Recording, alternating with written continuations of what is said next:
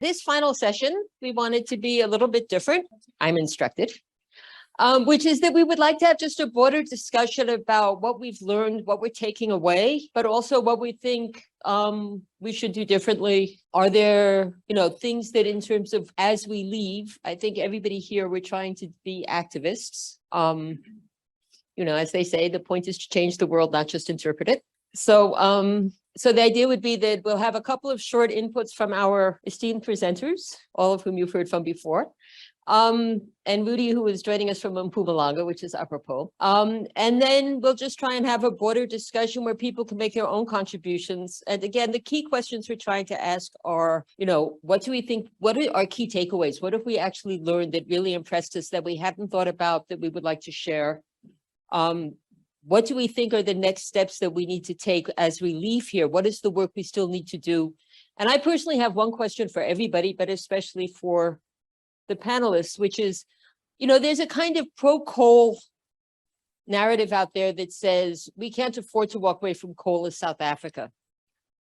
And I think, we've heard a lot of good work, but I'd like to reflect a bit on, are we able to, a lot of those people are people who want to be progressive, who want to who have a developmental perspective, and in fact, an industrial policy perspective, and yet they still sort of buying into that on the grounds that as a middle-income country, we cannot afford to do anything else.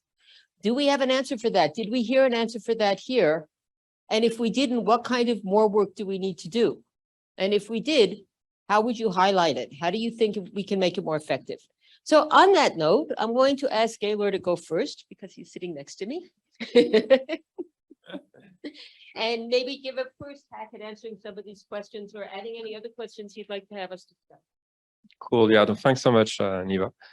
I think, okay, one of the first kind of takeaways for me is that,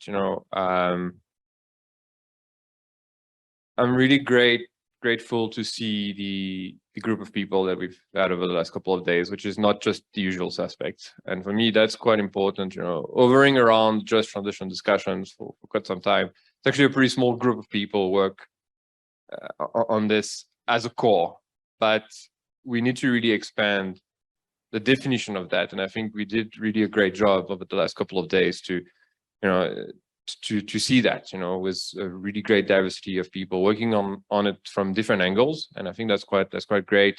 It's not because whatever you're working on doesn't have the word just transition in it that you're not actually working on just transition.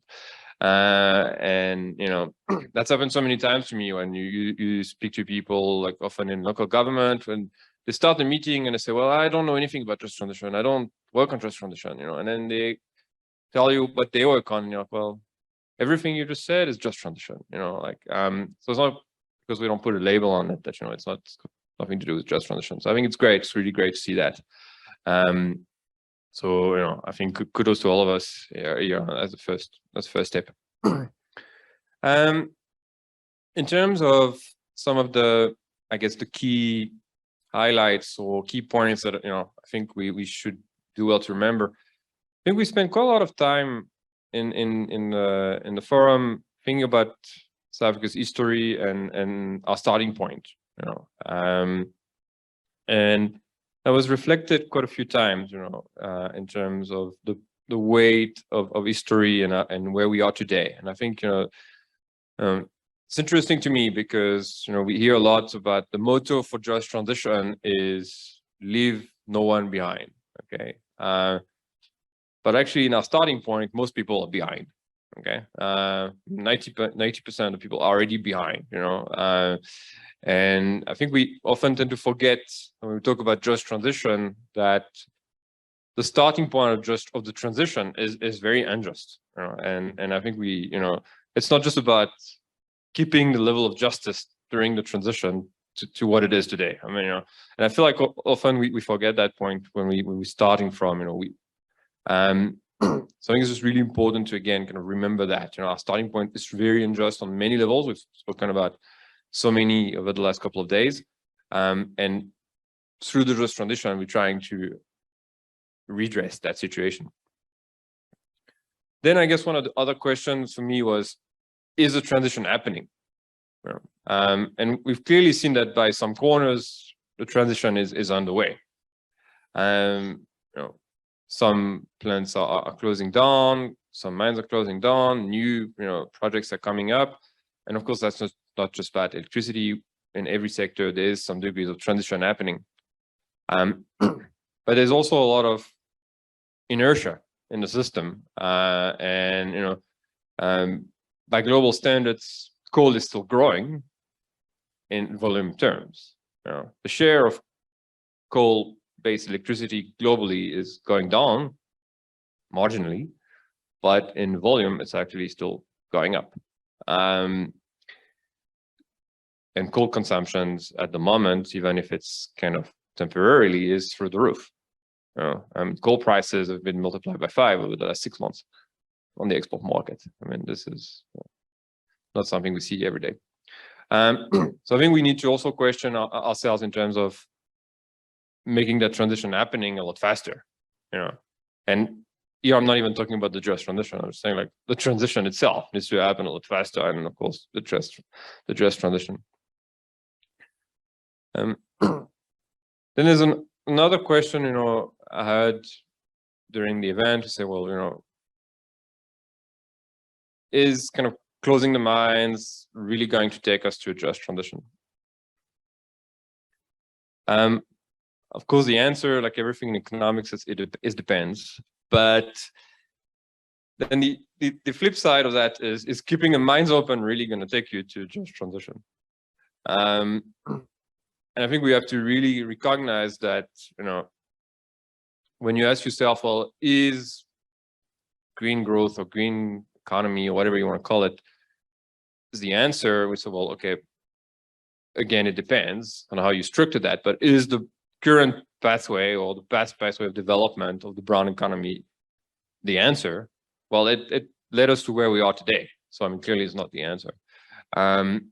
So I think we need to really, acknowledge that there are a lot of challenges where the pathway that we've taken.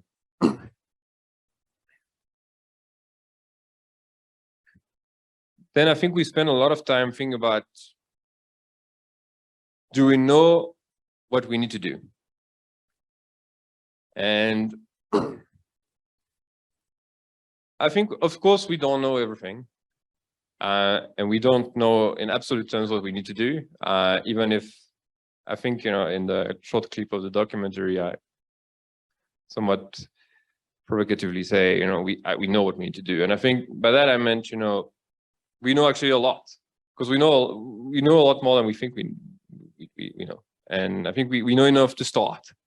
We know what doesn't work. We know some of the immediate steps that need to be taken. We don't know all the details, but and there's a lot of blind spots to reflect on one of our sessions, and that we still to figure out. But I think we've done a great job already as a community and as a country, and just through history of understanding what doesn't work and what we should be doing. Of course, the devil is always in the details and how you implement it. But I think we can certainly do quite a lot in terms of harnessing our policies and our processes and the kind of technologies and pathways that we want to see forward.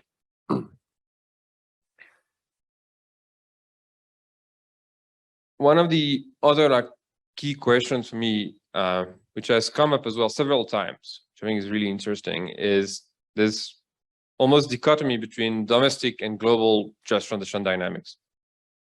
And we tend to think a lot about just transition in domestic terms, what it means for our value chain, coal value chain, or whatever value chain that we want to look at, what does it mean for our communities. But effectively, there's a global just transition, that needs to happen. And it's quite interesting to look. There's a study that was published recently that showed that the emissions from this, I think it's the 5 largest emitters in the world, have cost $6 trillion on other countries in terms of GDP. And that those emitters have actually benefited in GDP terms themselves. So the cost of those emissions, is quite clear. if you emit, you may benefit actually in the short term as a country, but it's costing everyone else. So the distributional effect of that, and seeing actually emissions as a very unjust transfer of wealth, effectively, is quite crucial by global standards. And I think it's quite important then to translate that domestically, and say, well, what's the role? And for example, in a country like South Africa, of course, where on the whole, we are more on the, I guess, receiving end, but actually within that whole, there are some elements which are responsible for the problem as well. So how do you address that domestically is quite important. So I guess that's sort of global political economy issue.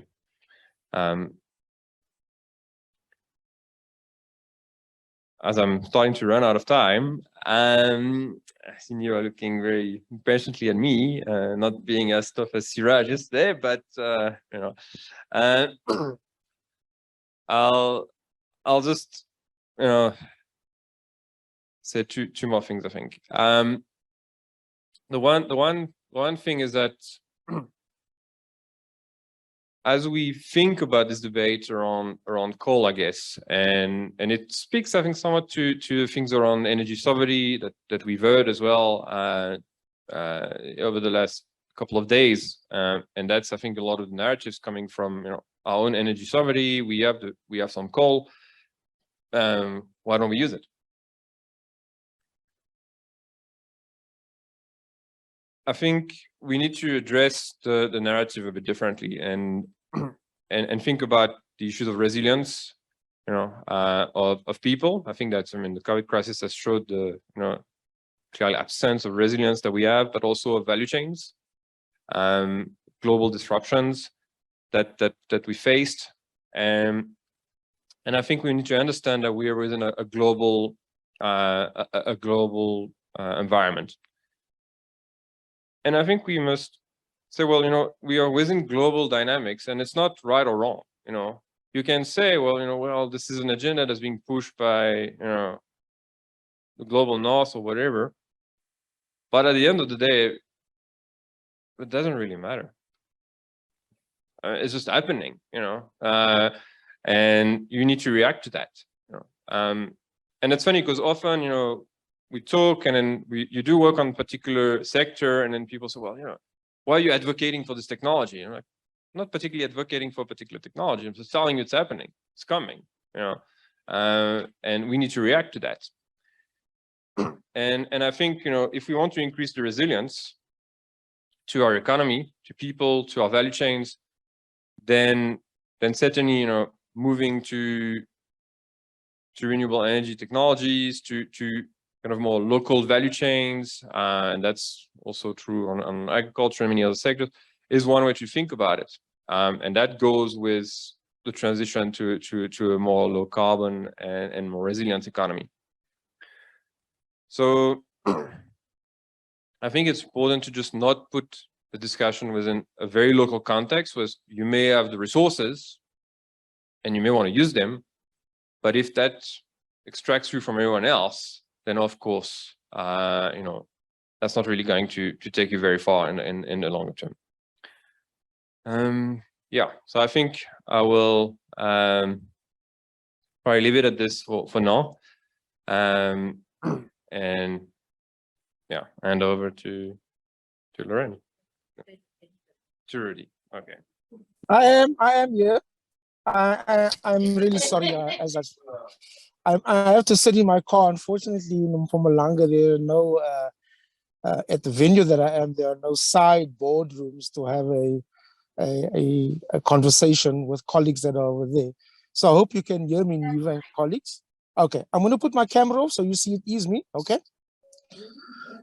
So I 3 points I wanted to make, and perhaps the most fundamental one is that I'm actually sitting in Mpumalanga province, engaging with labor and community-based organizations, and I think building on Gaylor's point about transitions, right, and just transitions, we don't do good with transitions in South Africa, particularly when it's economic transitions.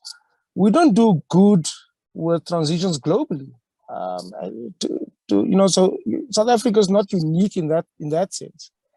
And having been berated for the past 4 hours by my comrades in Mpumalanga from NUMSA and COSATU and many of the organizations who, in all honesty, and I agree with them, have been left out, largely out of this conversation. This conversation has been held amongst experts and amongst those who have been doing the work, amongst funders, amongst government organizations, amongst policy people. And I think fundamentally that's where I think there's been a fundamental gap in trying to bring people on board in understanding why the transition is important. And you ask about that specific questions about the kind of reemergence of a stronger coal lobby. And fundamentally, if we don't address that, and you and I know that getting organized labor on board, having to understand, providing the evidence is going to be quite critical. And I do think that in that respect, when you talk about just transition, and I think about this particular province, 15 power stations of the 19th fleet, of the entire fleets, or sorry, 13, I think, not 15. 13 of them are based in Mpumalanga province. The significance of, moving 26 gigawatts of electricity, coal-fired power, electricity off by 2030, and the rest will have a devastating and significant impact. And there are, of course, justifications by many colleagues that are here, people that are working in the value chain, people that are working in community-based organizations. So what is the alternative? And to be honest, I mean, even in my engagements with many colleagues, even in the work that I do on the Just Energy Transition Partnership, details are very skimpy, even if I should admit that myself. So we talk about industrialization, we talk about building a renewable energy sector, none of us talk about other forms of hydrocarbon, because gas is an important transitional fuel for us, and it will be. Government has taken a very clear position on that particularly gas, is going to be an important area, combined with, of course, investments in renewable energy. Now, these are the kind of things that I think are not filtering through, or they're not quite clear. So if I talk about investment plans that have been done around decommissioning and decarbonization of it, it certainly cannot be Komati and the project that we're having over there in Komati. Komati is one project, it's one particular entity that, of course, was closed down many, many years ago. It was recommissioned partly because of the shortage of electricity supply. And now, of course, it's going to shut down for good. So I do think, for example, what are the kind of levers that we're able to use building on the power stations that are here to be able to genuinely talk about an industrial policy and intervention. So I think, we tend to be weak. We tend to leave it to potentially something at a later stage when we need to think through. Now the question that arises for me is that if one links it to industrialization and industrial policy, would it not be wise for us to think about how we create an industrial intervention within Mpumalanga, within the 3 or 4 municipalities that will be significantly affected by income decline, rates being paid, money's being made as a result of electricity sales, etc., etc. So I think it's important to think through, do we have the potential of developing an RE sector here in Plenary, for example, as the hub, where we're able to develop additional production lines of PV panels or wind turbines or any of the components, because that is the way that one is going to have to think through industrialization, decommissioning, and the just transition. Are there other opportunities that we need to think through that goes into those particular details? Wishful thinking is not going to help. So I loathe to Neva, when you see comments in transition says, I know we'll develop a tourism industry, I know we'll develop agriculture. What specifically do you mean in all those areas? And I think those are the kind of things that we get short of, where we come short of, and where I think many of our colleagues from labor, small businesses, and community organizations do critique genuinely so the problem of being thin on details. The second point that I think is quite important is, how do we link transition, industrialization, and industrial interventions to the energy plan that we have? And I think fundamentally, this is going to be an important part. So we have an opportunity again, Neva.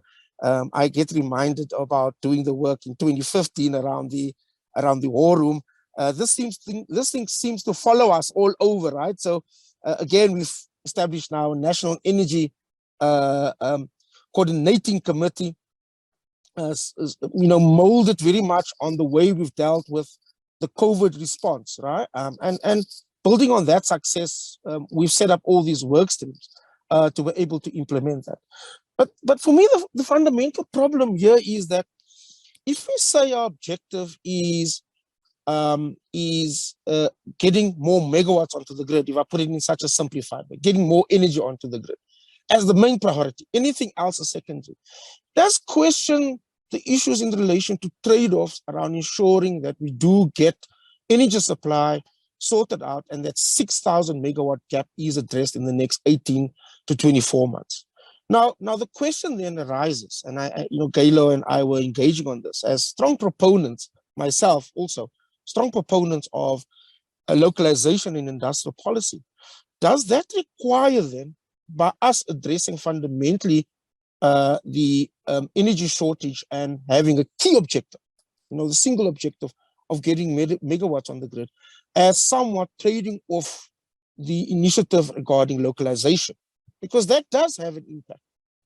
And I think we need to have a proper conversation in the room about pragmatism and also the cost of localization. So Gaylor and the Green Cape team have done some very interesting work around research, more recently on the pricing for bid window 5. Bid window 5 bidders, are the PV guys, 13 of them, are struggling to close. They are struggling for a host of reasons. Firstly, a race to the bottom hasn't helped.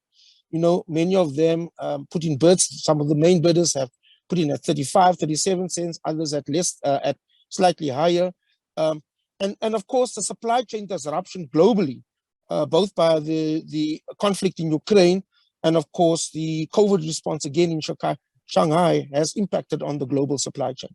There's also a premium over and above that by local manufacturers. So when you look at the data and you look at the costing, what it does show us is that local manufacturing at the premium, and in one factors in supply chain challenges, it's 30% more.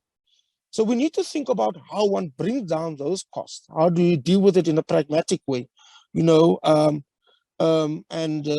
and ensure that our objectives of reaching energy security does, in a way, deal with in a very pragmatic way in these issues around localization and industrial policy. And I think we need to have a rethink about it. So is designations the right way to go about it? Is there another pragmatic way of trying to deal with it? Or the options, other options and scenario? And I throw that out partly because it is a crisis that we are sitting with. The two manufacturers in PV can produce annually right now 600 megawatts. We have bid window 5, that is 2,000 megawatts. We're going into bid window 6 that are going to have 5,200 megawatts with 50% local capacity. How do we ensure that we create the kind of market space, the kind of competition, efficiencies in the sector that promotes industrial development, but at the same time allow for cost competitiveness to be maintained? The last point that I want to make is long-term restructuring within the electricity sector. And I think that's important. There are significant opportunities for industrial development. And I think we need to tie it in. So a competitive electricity market space is what we're looking at. Transmission system owned by the state, separated from Eskom, or the way that we see Eskom right now. So the vertically integrated structure is, of course, being restructured, having heavy competition, both by Eskom and private sector providers, both IPPs and others in that space. How do we promote and ensure that we do get industrial development going that can support even private generators? We've unlocked, for example, more recently, and this is my last point, we've unlocked, for example, more recently by lifting the licensing threshold for for registration from 1 megawatt to 100 megawatt. That pipeline is about 80, just over 80 projects. And that's a pipeline where quite significantly so boards of these firms have taken these decisions, right? We're going through regulatory approval, and they amount to just over 6,000 megawatts valued at about 75 to 80 billion rand. How do we latch onto that? Because of course, the IPP and public procurement process forces people to look at industrial development and local designation, but we have this untapped ability in the private sector generation space to be able to ensure promotions of, again, as part of a long-term restructuring and creating a competitive market space in doing that. So, Neva, I thought I'll just leave those 3 points, given where we're at, and hope that I helped the debate. Lastly, I must just apologize, guys. I mean, I've been just. No, I must apologize. I should have said it at the end. I mean, I haven't been participating in the entire forum for the weekend. That's partly because of just being caught up in doing the work on the National Electricity Crisis Committee stuff. So my sincere apologies. I normally attend the last day or the first day. But thanks, Neva. Great. Hello, everybody. So Neva, I really like that you opened with a paraphrased quote about the work that we have ahead of us is not about interpreting the world, but changing it. But to change the world, we must interpret it first, and as we are working. And I think that I just want to start by recognizing that a kind of brave, and I think for a complex problem, more accurate collective interpretation, one needs to have a sufficiently diverse range of perspectives, and also I think perspectives from different parts of the system. And I think that this has been a really a great example of how new voices, different voices can be elevated and brought together into conversation. And I think that we need to see more of this. And, you know, I'm not discounting also the idea that there needs to be engagement across, you know, both sort of policy making and sort of expert spaces, and then also down to affected communities, of course. But within these sort of sense making to policy making communities, there also needs to be sufficient diversity there, and we're not actually, I think, seeing enough of that in the just transition planning space. So this has been really great. And then I want to go back to so the first presentation that we were given started by looking at risks, specifically the macroeconomic risks associated with the process of transition. And I think I thought that that was a great way of starting this conversation, because I think that risk and navigating a transforming, evolving risk context is a good way of thinking about the transition. And it brings together issues of the sort of mitigation side of that puzzle and the adaptation side of that puzzle. And what we're actually seeing is that together, what we have is a transforming risk and opportunity context for South Africa and for industrial policy as well. And so we often think of risks as like necessarily bad. And I just want to spend a moment on that, because risk is actually the impact of uncertainty on a set of anticipated outcomes, right? So often we are very married to a very particular set of outcomes, and so when they change at all, we see this as sort of inherently negative. But and I don't want to congratulate the financial actors too much, but if there is a lesson that we can take from the financial sector, is that risk can have an upside. And so given that we're moving through a process where, you know, like Gaylor said, we have a huge amount of knowledge and expertise that's building up, but also some profound uncertainty, we have to, I think, consciously develop capacities and capabilities that allow us within our policy making and policy implementation to navigate that risk well, which is not just, so part of that is about managing vulnerabilities. It's about looking at distributional impacts, who's more likely to lose out, how do we mitigate that, how do we reduce that risk where we can, but also where is it appropriate to take on risk, right? To take a bet on something.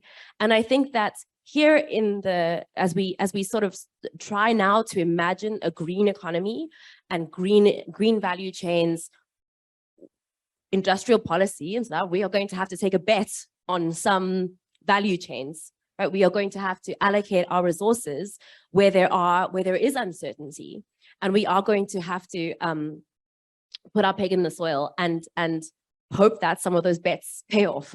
You know, we can't wait forever until everything has been done already, and South Africa is left out. And so I'm not saying that that is a simple process. I mean, I don't think I've ever, you know, like, I think this is tremendously complex, and I also think that, I mean, the starting point is that there is going to be vulnerability and loss as we move forward, and costs incurred. But I think, yeah, we need to maintain a view on both sides. And I think that throughout this meeting of different minds, we have heard of different initiatives where people are starting to think through, okay, what are some of those emergent opportunities that different actors in the system might want to take on, right? And might want to support. So then I think, you know, REAP has come up a lot, and the renewable energy sector has come up a lot in different presentations. And I think here there's an important reflection about, you know, like, I think the interaction between different policy levers within government that kind of come together to support industry, to support industrialization, green industrialization. I think that there are some interesting reflections looking at the REAP case study. I mean, I think, you know, we can all agree that we haven't seen the localization that we would want to have seen, ideally, from the introduction of this new technology into South Africa. So that's not to say that it can't happen, but I think we need to think very carefully about what is required to make it happen. And it's not just a South African problem, you know, this is a problem, I think, you know, thinking about the just transition again as a global process. It's a problem, I think, for a lot of, you know, low and middle income countries or emerging economies, or whatever nomenclature you want to use. And you know, I would be to misquote Fanon out of context, you know, the colonies have become a market. Is in the green economy, is that what we want to be? You know, are we just a market for solutions that are coming from elsewhere? And in the energy space, I mean, I think as South Africa, like, we have a lot more, I think, sway and control. If you look at some other African countries where there's such a huge energy deficits, that you know, solutions are just coming in thick and fast, and really what they are products and services coming from outside and being offered, you know, under this guise of being sort of developmental, but there's no effort to localize. There's nothing beyond just delivering a product. And I think that we need to think very carefully about, well, how do we not have that? And being in the midst of a crisis or crises, it's difficult, I think, sometimes to think both short-term and long-term. But at the moment, that is exactly what's demanded of us. We have to solve a short-term energy supply, crisis. But we also have to think about how short-term actions cumulatively take us down a particular trajectory, and also close off other possible pathways that we could take, right? So we need to think very carefully about what we commit to as emergency measures, and what that means over the medium and long term as well. And yeah, so I think, you know, the last thing I think probably that I have time to say is, you know, when it comes to the sort of renewable energy question again, and, you know, like, are we going to have a renewable energy hub in Mpumalanga, for example, or elsewhere in the country? I think we need to think very carefully, not just about the multiple actors and multiple policy levers that would need to be pulled in concert to make that happen, but also about the sequencing of actions, right? So there's a very particular, you can't just, you know, get megawatts onto the grid, for example, if your grid is not functional. You know, if your grid is not adequately developed if we don't have a plan for financing the development of the grid. And I'm thinking not only of the transmission grid, but also of the distribution grids, which are likely, given the regulatory changes that are underway, to actually become even more important than they are right now. At the moment, they're pretty important, and they don't work. And this is not a critical reflection. I'm not criticizing the distribution utilities. These are reflections that I'm bringing from people who are working in distribution utilities, saying we're underfunded. We know we don't have the maintenance. You know, like we know that we're not where we need to be. We're not ready for this transition. So if we're planning, for example, to look at expanding renewable energy, or if, as we are going to expand renewable energy generation, what must happen first? Like what must happen before, right? And it can't happen afterwards. And we already, for example, when it comes to transmission planning, some of the transmission capacity that people like to talk about in Mpumalanga, if you speak to industry stakeholders and people who are involved in planning the transmission grid, you know, there's some sobering reality checks on what it would take to do that. The capacity is not that every time a coal-powered station, you know, shuts off, there's just like another piece of wire that's freed up. That's not how transmission planning works. And so, like, I think we really need to just be a little bit, cognitively courageous to face the difficulty of the situation that we're in, so that we can have real plans and not just gloss over that complexity, you know, because I think that we can all write vision statements. South Africa is very good at that. We're very inspiring. We inspire the whole world. But if we want to move to tighter cycles of policy development and implementation, we are going to have to face this complexity.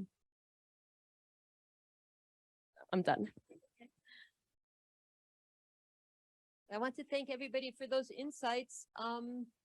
And now I'd like to throw it open to the floor and ask also if you would have some comments. And again, we're looking for, what do you think were your big takeaways, but also what do you think we need to do differently and better and more of in order to actually achieve the just transition that we think we should have, we deserve as South Africans. Thanks. I think I got the mic first. Sean Muller over here. So really all I'm going to do is just repeat a couple of points from our presentation earlier, so apologies for that. But just to say, though, that it does seem to me that two key factors that just keep not being put on the table are, one, vested interests and their influence on the trajectory. And if people are confident that's not a problem, why don't they want to deal with it? That's the first part. And the second part is the fiscal implications. And this one's also for Rudi. What is going on when the government is making these regulatory changes and there's no costing of the fiscal implications? So essentially we're saying, oh, we'll figure that out down the line. But we know that public finances are in a really bad state. We know Eskom's finances are in a really bad state. And we know municipal finances are in a really bad state. And all of these changes are going to make that worse. So what responsible policy process will allow that to proceed without an adequate tabling of the fiscal implications? I mean, obviously my answer is a kind of captured policy process, but I'm open to the possibility that there's a better answer, but I'd still like to hear it. Thanks.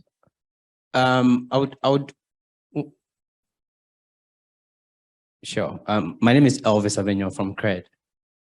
I'd want to go back to Neva's opening question, or probably statement on sort of pro-coal conversations and some progressives asking quite, in my view, fair questions about the just transition, the just in quotes, and the prospects they hold for our countries. I don't actually think these questions are wrong. I think these questions are fair questions. We've been doing things and we've been doing things for a long time, and most of the time we've been doing things wrongly. So we need to be curious, we need to be adventurous, but also we need to ask the tough questions. I think the fundamental issues to people probably beyond this room is how to overcome energy poverty, unemployment, and possibly inequality. if South Africa, for instance, who has built capability in generating electricity from coal, is unable to reindustrialize through these capabilities that have been developed over the so many years, in my view, it's not possible for us to reindustrialize through transition or probably through renewable energies. It's just not possible because you need a basic capabilities in order to probably build some of these industries. So I think that the question we should be asking is whether we need a transition, not the just transition, I mean transition, and what we are transitioning from. And I think those are the most fundamental questions that we should be asking and probably trying to look for answers to. Thank you. Hi, my name is Sean Cunningham. Thank you very much. This was amazing. Gaylor, in your video yesterday, you showed all these voices and also the voices of the people affected and the people right at the coalface. But I missed them in this room. I enjoyed this morning's session where you also heard some questions being asked about everything that we were nodding our heads in agreement with yesterday. So I think that's also really important because all of us must go and explain this stuff to other people. It's best when we can hear these arguments firsthand. I want to just raise a question that I missed during the program, and that is talking about the kind of organizations and the kind of capabilities that we need to create at scale throughout the economy. You know, so I hear about a hub in Mpumalanga and I hear another center at another university, but we're the whole time talking of projects, and I don't see this big move to equip our country to deal with this uncertainty and with the future. And I want to see it in a distributed way where we don't necessarily select the technology or the solution in the center, but we allow the Eastern Cape to maybe respond to this differently than the Northern Cape or Mpumalanga. So that's just from my side to hear more about where are we building institutions and not just talking about ESCOM version 3, but where are we building more organizations that can solve problems in a distributed and a decentralized way? Thank you. If anyone online wants to talk, please raise your hand. No hands being raised in conclusion. What I'm hearing is, just to be clear, it's true, there are two issues. Do we need to do a transition at all? And I have to say, I think the premise of this particular meeting was we don't have a choice. And I think most economists would agree, we actually don't have a choice. Where we do have a choice is we can talk about the timing and we can talk about who bears the costs. And I also think the one point that I really want to add that I think we need to, if we're going to talk about being convincing, we need to spend more time thinking about, which is timeframes.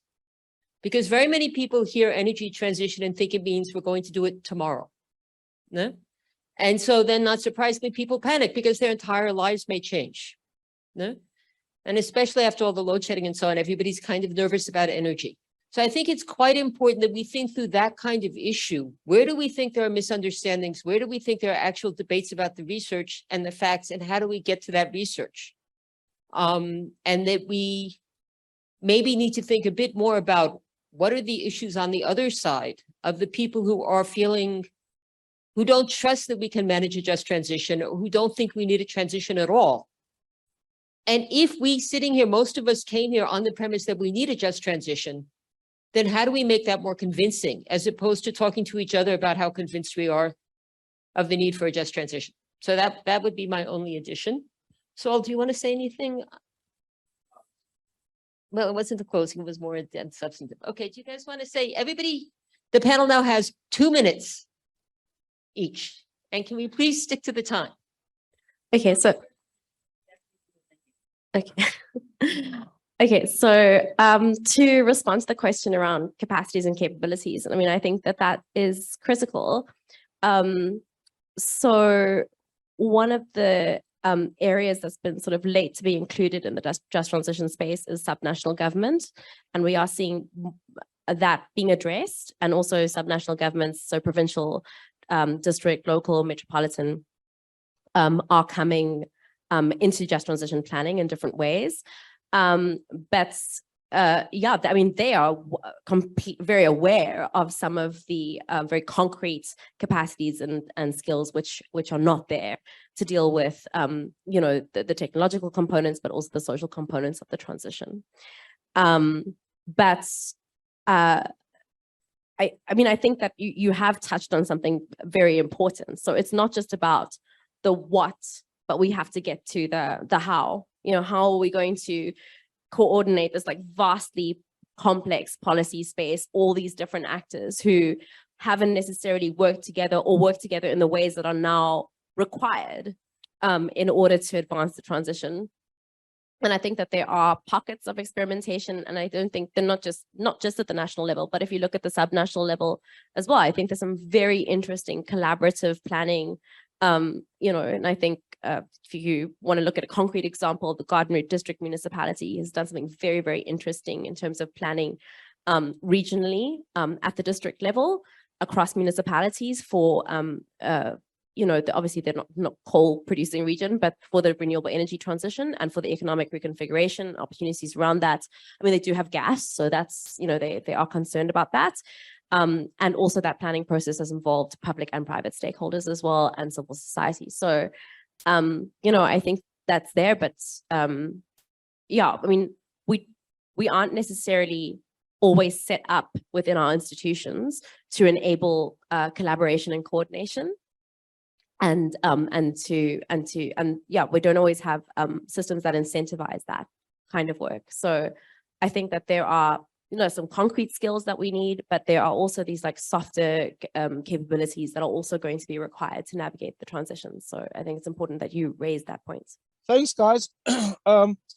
Yeah, I mean, the fiscal response is going to be quite important. So it's not only about dealing with the Eskom debt, it's also dealing with the fact that what happens to Eskom revenue when you liberalize and allow for private generators. Although some of the modeling work has been done, we get a sense that private generators, it's of course, these are relatively large investments, you know, over 100 megawatt plus, it's about 2 to 3 billion rand.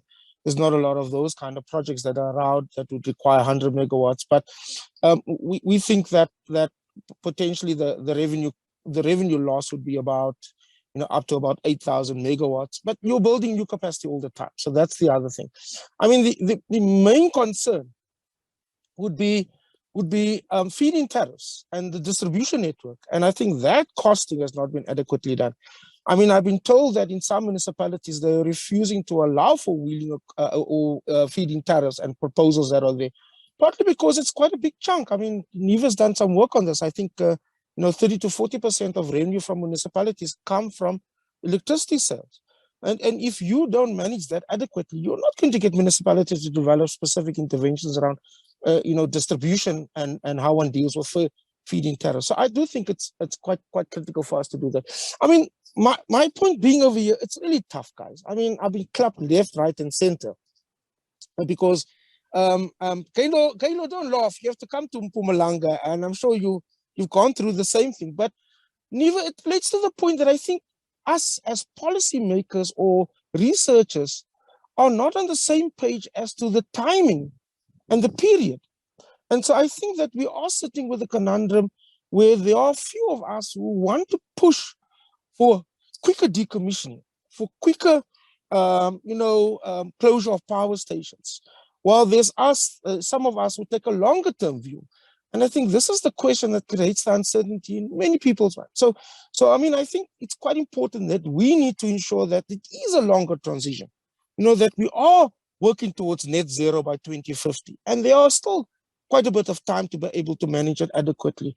So I do think that, and my last point is just that I think we tend to do pretty poor around investment into, people and consultation and conversations and providing resources to unions and community-based organizations to also explore, you know, if there is those who want to explore alternatives towards, clean coal technology, why not? Let them do it. I mean, I think engage on the evidence, engage on the science, but allow people to do it. Don't shut them down. So I think it's quite critical for us to listen, to understand and engage in a concerted effort. And it's not a tick box exercise. Some of us who have been in the union movement and around know that, the worst thing is to, just say, oh, we're coming to consult with you. And it's clearly a tick box exercise and you don't take people along. I think those are the fundamental things that you're going to have to look. So thanks again for allowing me to participate. And I'm really sorry that I haven't been there to listen to some of the more technical and interesting debates. Thanks, Neva. Right. I guess in terms of last thoughts for me, I just want to reflect on the issue of vested interest. They're not necessarily a bad thing. I mean, they're there. Vested interests are there. I mean, you have to assume that, most individuals, corporations, countries are going to behave according to what they believe is in their self-interest. And if they can be channeled, they can be a good thing. They can be useful. And I think that's where policy becomes important. Can you channel vested interest for what you believe is important for, I guess, the community or the country? And I think that's important to do it in terms of making sure that the transition happens, because we all kind of see what would happen if we don't transition. I think, of course, globally, but even as a country, we all know of companies that missed a transition. They don't exist anymore, or in a very different fashion. And, if countries miss a transition, they also very negatively impacted generally. And I think we know what's coming in terms of shifts in financial flows, shift in trade patterns, and the range of border carbon taxes that are coming our way. Not transitioning is not exactly an option.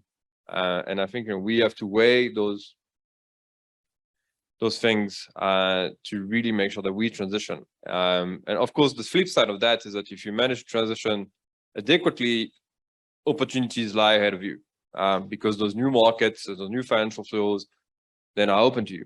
And then similarly, when it comes to just transition, can we align the interest of all is quite fundamental. Of course, there's at the moment no alignment, and everyone is trying to capture what just transition is, what do we need to do. But that's where policy comes in again. Can we align those interests between all the stakeholders, and hopefully not get clapped left, right, and center. But that means, making some change on the ground. Because of course, if we don't have new jobs and new opportunities on the ground, people are going to resist. So, that's important to do that. And that's where policy again comes in.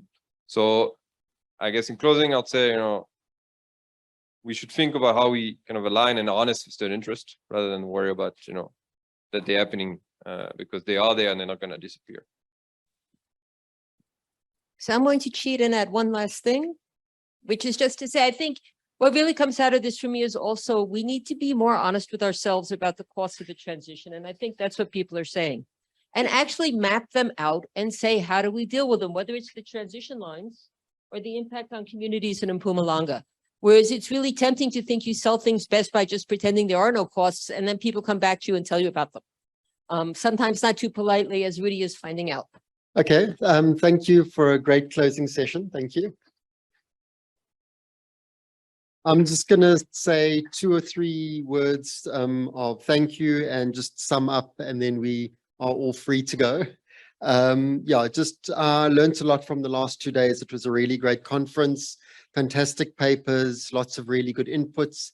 Thank you to all the presenters, participants, moderators who made this conference really good.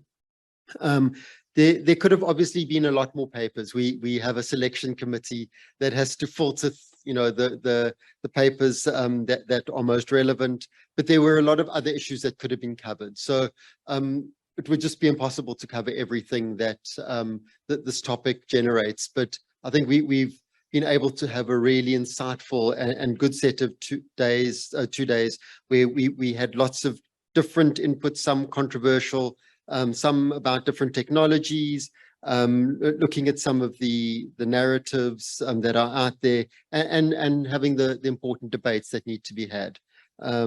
What has struck me as an important issue is that it's not just one solution we're looking at. There's engineering solutions, there's technical solutions, social solutions, financial solutions, and all of it needs to come together. And if we try to do one of these things separately, if we just go for a technological route, we're bound to fail. If we just go for one route on the social route, we're bound to fail. We need to bring the ideas and marry those different schools of thought together so that we get something that works well and has a positive way forward. So that for me is a very important takeaway. A second important takeaway was that hybrid conferences can work. I think we've had a great participation in person. There's been a lot of participation online, lots of people joining us through the online mechanism. And, you know, I suppose we'll get better at it. It probably didn't work perfectly with moving some of the timelines as we were running late here. It probably impacted on the online participation, but we will get better at it. But I think it is a mechanism that can work. So thank you to the IT team for making it work. And another thank you again to all the support team out there, and to Baba and Kilelo, who've been, sorry, Baba and Lesejo, who've been working to make sure that the conference goes well and everything goes smoothly, and running around doing all sorts of things behind the scenes. For us as TIPS, the work continues. There are gaps.